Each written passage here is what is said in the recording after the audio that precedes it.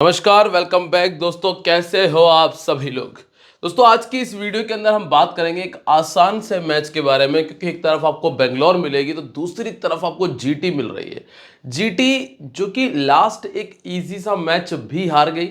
एक तरफ जहां सामने वाली टीम बना रही थी 150 160 रन, उसके 200 बनवाए, उसके बाद उस मैच को हार गई। तो कुल मिलाकर जीटी के पास में जो बल्लेबाजी की कमी है वो आपको फिर से देखने मिलने वाली है। दूसरी तरफ बेंगलोर है जिसके पास में बड़ी कमाल की बल्लेबाजी है, गेंदबाजी बहुत हद तक ठीक है। तो कुल मिलाकर बेंगलोर की टीम के जीतने के चांसेस इस मैच में थोड़े से ज़्यादा है। चलिए अब हम ये देख लेते हैं कि आखिर हमारा कॉम्बिनेशन कैसा होना चाहिए, कि कौन से वो प्लेयर है, कौन सा वो बड़ा प्लेयर है जो फ्लॉप होगा, और कौन से ऐसे प्लेयर्स हैं जिनको रखने पर आप रैंक 1 तक जा सकते हैं। तो चलिए शुरुआत करते हैं। सबसे पहले, अगर आप लोगों ने चैनल को सब्सक्राइब नहीं किया है तो fantasy talent hub YouTube channel को सब्सक्राइब करके रखो, क्योंकि जो इन्फॉर्मेशन हम आपको देंगे वो आपको इस यूट्यूब में तो नहीं मिलने वाली। चलिए अब सबसे पहले यहाँ पे देखिए मैदान कौन सा है। M Chinnaswamy stadium Bengaluru. बेंगलुरु की ग्राउंड की स्थिति क्या रहती है मैं आपको वैसे ही समझा देता हूँ। सामने की बाउंड्री मिलती है लगभग 73 मीटर्स, यहाँ की बाउंड्री मिलती है लगभग 74 मीटर, यहाँ की बाउंड्री भी लगभग 74 मीटर मिलती है। लेकिन जब बात यहाँ की आती है तो यहाँ आके गाड़ी आ जाती है 63 और लगभग 58 मीटर के आसपास, मतलब 60 के आसपास ही, और 60 के आसपास ही ये बाउंड्री आपको देखने मिल जाती है। अब यही कारण है कि दोस्तों ये ग्राउंड थोड़ा सा छोटा है, और छोटा ग्राउंड होने की वजह से इस एरिया में आपको थोड़े से ज़्यादा रन देखने मिलते हैं, क्योंकि ज़्यादातर बल्लेबाज इस एरिया को टारगेट करने की कोशिश भी करते हैं। और इसी वजह से इस ग्राउंड के ऊपर आपको लगभग ज़्यादातर मैचेस में 200 प्लस का स्कोर भी देखने मिलता है। सिर्फ कि यही वजह नहीं है, एक वजह यह भी है कि ये जो ग्राउंड है, यहाँ की जो पिच है, वो बिल्कुल बैटिंग फ्रेंडली विकेट है। बल्लेबाजों के लिए ये पिच बहुत ही ज़्यादा शानदार रहती है, बैट पर बॉल बहुत अच्छे से आता है। इस वजह से भी आप कह सकते हो कि हर एक सिंगल मैच के अंदर यहाँ 200 बनना बहुत इजी है। और जब आपको कोई ऐसा ग्राउंड मिल रहा हो जहाँ पे 200 रन बनने वाले हो, तो सीधी सी बात एक आपके दिमाग में आनी चाहिए कि एक ना एक बल्लेबाज आपको 50 प्लस करके देगा ही देगा। अब वो बल्लेबाज कौन सा होगा वो मैं आपको आगे क्लियर करूंगा, क्योंकि हम रिकॉर्ड्स भी देखेंगे। लेकिन दोस्तों एक बात ध्यान रखना, कुछ चीज़ें जो बदल जाती हैं जैसे कि पिच रिपोर्ट, और पिच रिपोर्ट बदलने के बाद में अगर आपको कोई सही अपडेट चाहिए तो आपको मेरे टेलीग्राम पे आना पड़ेगा। टेलीग्राम जो कि बिल्कुल फ्री है, जिसका लिंक मैंने वीडियो के डिस्क्रिप्शन और कमेंट सेक्शन दोनों जगह दिया है, आप जाकर चेक करिए, ज्वाइन कर लीजिए। लिंक डिस्क्रिप्शन में और कमेंट सेक्शन में आपको मिल जाने वाला है। अब इस मैदान के ऊपर टोटल 202 मैचेस हुए, जिनमें ज़्यादातर मैचेस में चेस करने वाली टीम ने मैच को जीता। इसके पीछे का कारण है कि भैया यहाँ पर ड्यू आपको देखने मिल जाएगी सेकंड इनिंग के अंदर, और ड्यू की वजह से बहुत अंतर आता है। ठीक है, अब आप यहाँ ग्राउंड पे देखें क्या चल रहा है। बेंगलोर ने 175 बनाया था, डीसी ने 179 कर लिया था। ठीक है, ये दिन वाला मैच था। एलएसजी सिर्फ 146 बना पाई थी, बेंगलोर ने मात्र 15 ओवर में चेस किया। अब आप कहोगे कि यहाँ 200 क्यों नहीं बना, यहाँ क्यों नहीं बना। ये मैच दोपहर वाला था, जो 3:30 बजे वाला मैच था। इस वाले मैच में लखनऊ की टीम इतना गंदा खेल रही है कि लास्ट मैच में उनसे 160 रन भी चेस नहीं हुए, तो इस वजह से इस मैच में तो बनने के चांसेस थे ही नहीं। लेकिन अगर आप थोड़ा सा नीचे आओगे तो 250 और 201 के स्कोर आपको देखने मिल जाएंगे। इससे आपको अंदाजा लग जाएगा कि 201 भी 16वें ओवर में चेस हो गए। तो कुल मिलाकर बैटिंग विकेट आपको देखने मिल जाने वाला है। अब अगर हम आगे बढ़ते हैं यहाँ से, तो आपको क्या देखने मिलेगा। ओपनर फिल सॉल्ट ने 63 किया, मिच मार्श ने 40 किया, ये भी ओपन कर रहे थे। टिम डेविड नंबर 5 पर थे, 70 का स्कोर किया। हालांकि यहाँ ऊपर से भी स्कोर आया था, टिम डेविड ने तो 70 बना दिए थे, मतलब हाईएस्ट स्कोरर बन गए थे, लेकिन यहाँ ओपन से भी स्कोर था। यहाँ ईशान किशन नंबर 3 पर बैटिंग कर रहे थे, इन्होंने 80 कर दिया। कुल मिलाकर वही एक लॉजिक जो हमने आपको बताया कि अगर थोड़ा भी अच्छा बल्लेबाज है तो वो आपको 50 करके दे जाएगा। सेकेंड इनिंग में आप देखेंगे स्टब्स ने 60 किया था, ये नंबर 5 पर थे। सरफराज नंबर 4 पर थे जब उन्होंने 50 किया। विराट ने 69 किया, यहाँ पे विराट ने 49 किया। अगर कोहली है सेकंड इनिंग के अंदर तो फिर उनके स्कोर के चांसेस तो वैसे भी बढ़ जाते हैं, इसी वजह से ये स्कोर आप देख पा रहे हैं। अब पावर प्ले की कंडीशन क्या है। पावर प्ले में एक विकेट 60 रन, एक विकेट 51 रन, 49 रन के साथ में 3 विकेट, और 35 रन के साथ में 1 विकेट। तो दोस्तों यहाँ पे ना देखा जाए तो लगभग अगर आरसीबी ने पहले बैटिंग की तो उन्होंने तो 50 क्रॉस किया है, लेकिन अगर कोई दूसरी टीम ने बैटिंग की तो उसने 50 क्रॉस नहीं किया। यहाँ लगभग आप ये मान के चलिएगा कि 44-45 ये हाईएस्ट मान के चलना, इससे ऊपर जाने की जरूरत नहीं है। 44-45 यस कर देना, इसके ऊपर मत जाना, चाहे कितनी भी स्थिति बन रही हो। सेकंड इनिंग में 50 पे 3, 77 पर 3, 76 पर 1 और 60 पर 1। सेकंड इनिंग में लगभग 50 रन इजी रहा है, लगभग 50 इजी रहा है, तो 51-52 तक भी आप जा सकते हो, कोई ऐसी बहुत बड़ी दिक्कत नहीं आएगी। अब दोस्तों वैसे तो ये ग्राउंड फास्ट बॉलर्स का है और फास्ट बॉलर्स ही आपको ज़्यादा करके देंगे। अब जैसे कि एक तरफ आपको राशिद खान मिलते हैं, लेकिन ये राशिद खान के हिसाब का ग्राउंड रहेगा नहीं। क्यों नहीं रहेगा? आप स्पिनर्स के विकेट काउंट करोगे तो आपको लगेगा कि हाँ ये ग्राउंड स्पिनर्स के हिसाब का नहीं है। जैसे कि ये 2 मैचेस में आप देखेंगे टोटल 4 विकेट है, यहाँ पे 3 विकेट स्पिनर को मिल गए थे, तो टोटल 7 विकेट है 3 मैचेस के अंदर स्पिनर के। अब आप कहोगे कि इस मैच को क्यों काउंट नहीं किया जा रहा है? इस मैच को काउंट करने का रीज़न है कि ये मैच दोपहर का था, दोपहर के मैच में स्पिन थी, हमने बोला था कि स्पिन रोल में आएगी, इस मैच में आई थी स्पिन रोल में, ठीक है। और बाकी आप फास्ट बॉलर्स की तरफ जाइएगा, फास्ट बॉलर्स आपको ज़्यादा अच्छा करके देंगे। ये इस ग्राउंड की रूपरेखा थी जिसके हिसाब से हमें हमारा पैटर्न बनाना था। अब हम देखेंगे कि हमें कौन कौन से प्लेयर्स को टीम में शामिल करना है। दोस्तों अगर आपको यहाँ तक की चीज़ समझ में आ गई हो तो वीडियो को लाइक और कमेंट कर दीजिएगा।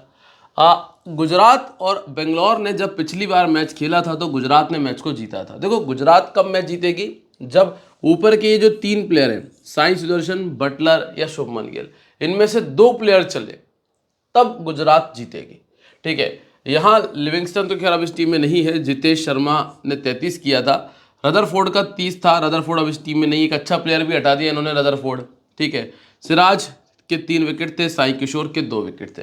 इसके पहले एक और मैच है जो एक गुजरात ने 147 बनाया था, बेंगलोर ने 152 किया था। देखो जिस मैच में साई सुदर्शन बटलर का नाम नहीं आएगा वहां पे स्थिति ऐसी होगी, ठीक है। इस मैच में शाहरुख और राहुल तेवतिया ने स्कोर किए थे।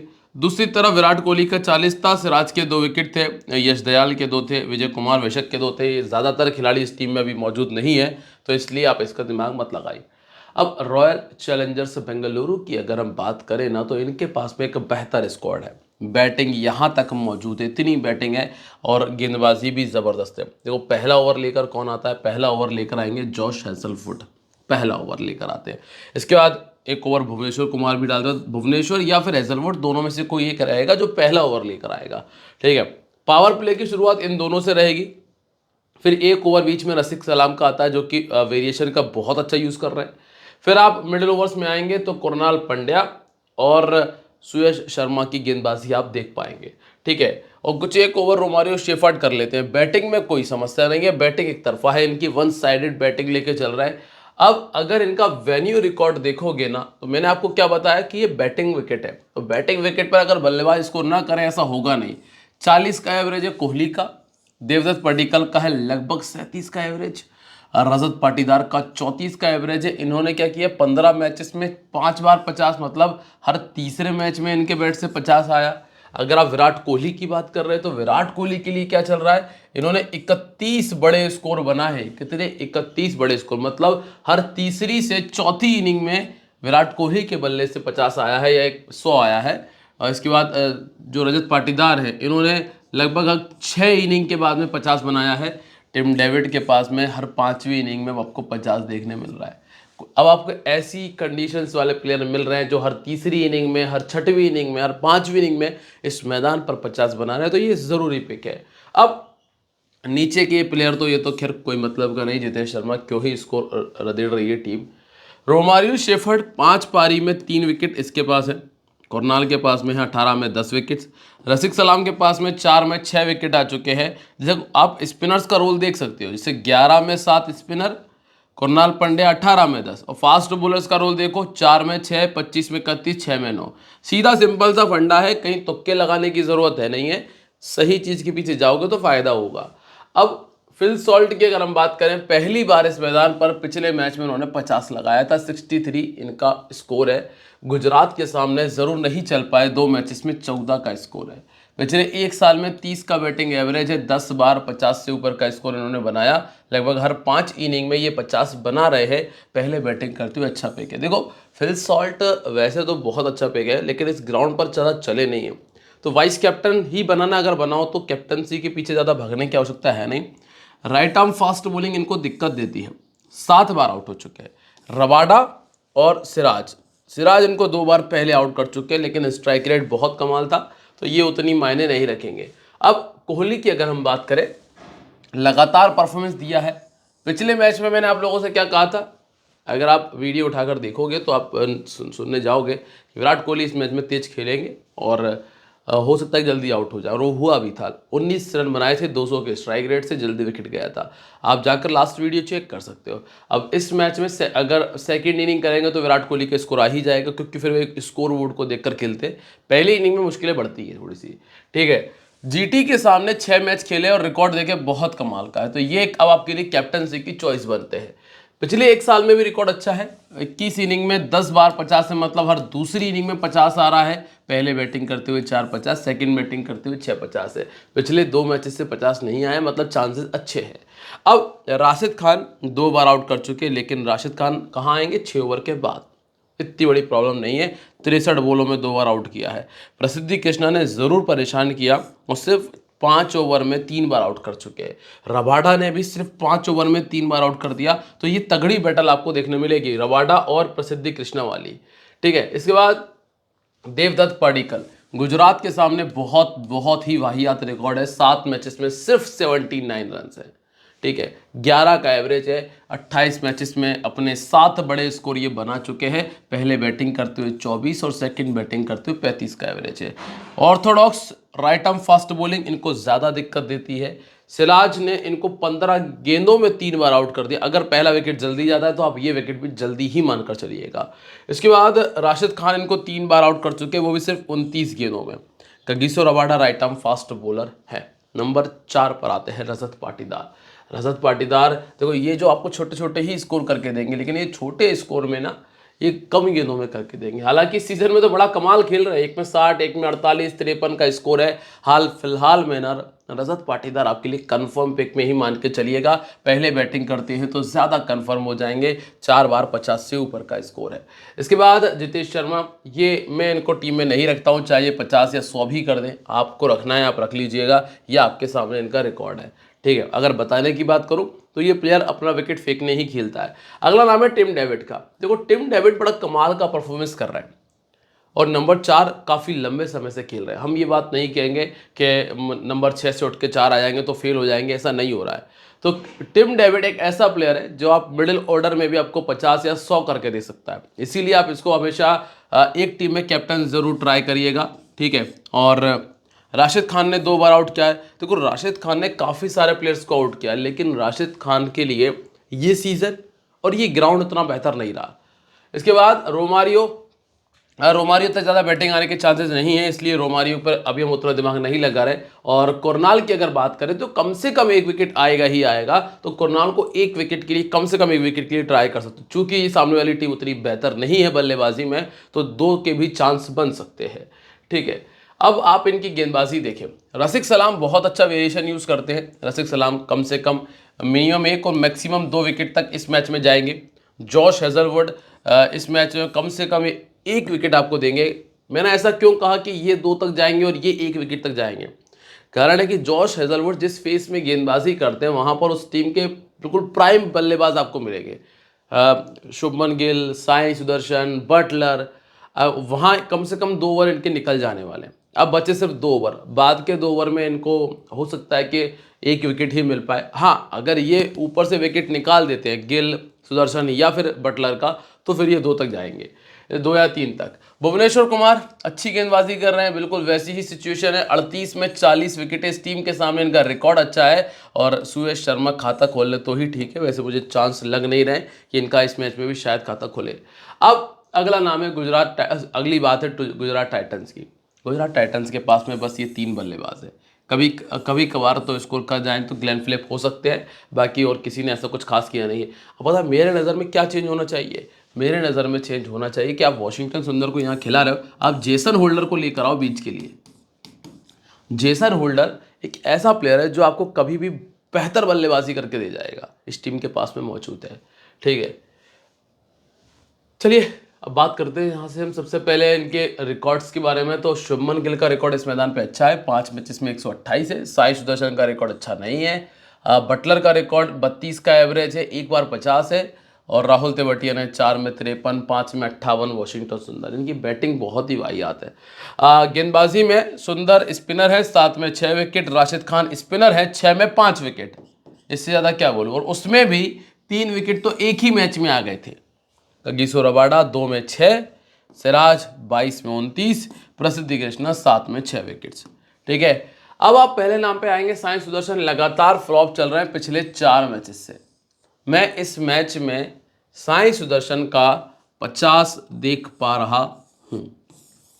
साई सुदर्शन का 50 इस मैच में मैं देख पा रहा हूँ। अगर रिस्क लेना है बनाओ कैप्टन साई सुदर्शन को। ठीक है, पहले बैटिंग करते हुए 4-50, सेकंड बैटिंग करते हुए 4-50। शुभमन गिल लगातार अच्छा खेल रहे। पिछला ही मैच अकेला बेकार गया था और शुभमन गिल आपके लिए कंफर्म है। इस टीम के सामने भी रिकॉर्ड अच्छा है। और भुवनेश्वर कुमार ने 4 बार आउट किया, सबसे बड़ी बैटल यही है। और इसी वजह से मैं थोड़ा सा यहाँ पे रिस्क लेने से कतरा रहा हूँ। रिस्क क्या होता है, सेफ भी है ऑप्शन तो खैर वो, लेकिन फिर भी कतरा रहा हूँ। जॉस बटलर 49 का एवरेज है बेंगलोर के सामने, बहुत ज़्यादा पसंद करते हैं बेंगलोर को। भुवनेश्वर कुमार ने 2 बार आउट किया है, लेकिन 60 गेंदों में तो उतनी बड़ी समस्या नहीं कहूँगा, हालांकि स्विंग से परेशान हुए हैं। इसके बाद है ग्लेन फिलिप ने ऐसा कुछ खास किया नहीं है। अगर आप सिर्फ फील्डिंग के लिए रख रहे हो एक अलग बात है, वैसे एक आधे एक मैच में तो स्कोर आएगा इनके बल्ले से भी। तो ग्लेन फिलिप को देखेंगे हम, पहले बैटिंग कर रही होगी टीम तो ट्राई करेंगे। इसके बाद है वॉशी सुंदर का एवरेज है 23 का, 8 विकेट निकाले हैं। बॉलिंग तो मिलने से रही। अब बात आई सिर्फ बल्लेबाजी पे, तो बल्लेबाजी में क्या चल रहा है, 26, 13, 21, 18, 55। तो लगभग 20 से 25 के स्कोर के लिए आप चाहो तो सुंदर को ट्राई कर सकते हो। कुणाल पंड्या ने 2 बार आउट कर दिया, वो भी सिर्फ 11 गेंदों में। इसके बाद शाहरुख ने ऐसा कुछ खास किया नहीं है, तो यहाँ पे आपको दिमाग लगाने की ज़्यादा ज़रूरत नहीं है। इसके बाद वैसा ही कुछ है राहुल तेवतिया का, ये भी 10 तो 15 का आंकड़ा टच नहीं कर पाए, तो इन पर भी आपको दिमाग लगाने की ज़्यादा आवश्यकता नहीं है। इनका आखिरी सीजन है राहुल तेवतिया का। इसके बाद शायद ही आपको राहुल तेवतिया का ही नजर आएंगे। अशोक शर्मा वैसे अच्छे बॉलर है, पर पिछले मैच थोड़ी सी पिटाई हो गई थी। 16 में 28 विकेट है, अच्छा बॉलर है, चाहो तो रख सकते हो, ऐसी कोई दिक्कत नहीं है। राशिद खान ये वो बड़ा प्लेयर है जिसके लिए इस ग्राउंड पर विकेट निकालना थोड़ा सा मुश्किलों भरा होगा। आप समझ रहे हो आप क्यों, क्योंकि स्पिन ट्रैक नहीं है। ठीक है, इसके बाद रबाडा के पास विकेट्स आएंगे। आरसीबी के सामने रिकॉर्ड बहुत ही तगड़ा है। और सिराज ये भी कम से कम 1 विकेट आपको देने ही वाले हैं। 38 में 43 है। अगर पहले बॉलिंग करते हैं तो बहुत ज़्यादा इंपॉर्टेंट पिक रहते हैं। और प्रसिद्धि कृष्णा की बात करेंगे तो दोस्तों 10 में 9 विकेट्स हैं, पहले बॉलिंग करते हुए या सेकंड बॉलिंग करते हुए। तो दोनों स्थितियों में सेकंड बॉलिंग करते हुए ज़्यादा अच्छा इन्होंने किया है। तो अगर टीम सेकंड बॉलिंग कर रही है तो आप प्रसिद्धि कृष्णा को अपनी टीम में जगह दीजिएगा। अब कैप्टन वाइस कैप्टन में क्या है स्थिति, बटलर, सॉल्ट और कोहली, ये 3 ऐसे नाम हैं जो आपके लिए सबसे बेस्ट है। लेकिन अगर स्मॉल लीग में आपको बनाना है तो टॉस के बाद आप मेरे टेलीग्राम पे आ जाओ, मैं आपको सब कुछ क्लियर कर दूंगा। टेलीग्राम का लिंक मैंने डिस्क्रिप्शन और कमेंट सेक्शन में दिया है। जीएल में गिल, पाटीदार और साई सुदर्शन को ट्राई करेंगे।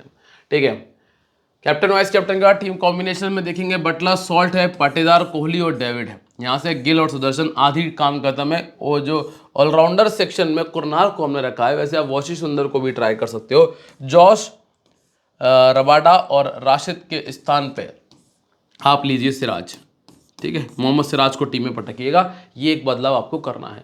तो दोस्तों उम्मीद करता हूं कि आपको वो सारी बातें बेहतर तरीके से समझ में आई होंगी जो मैंने आपको इस वीडियो के अंदर इस मैच से रिलेटेड समझाने की कोशिश की है। तो मिलते हैं आप लोगों से अपनी अगली वीडियो में, तब तक के लिए बाय, जय हिंद, जय महाकाल।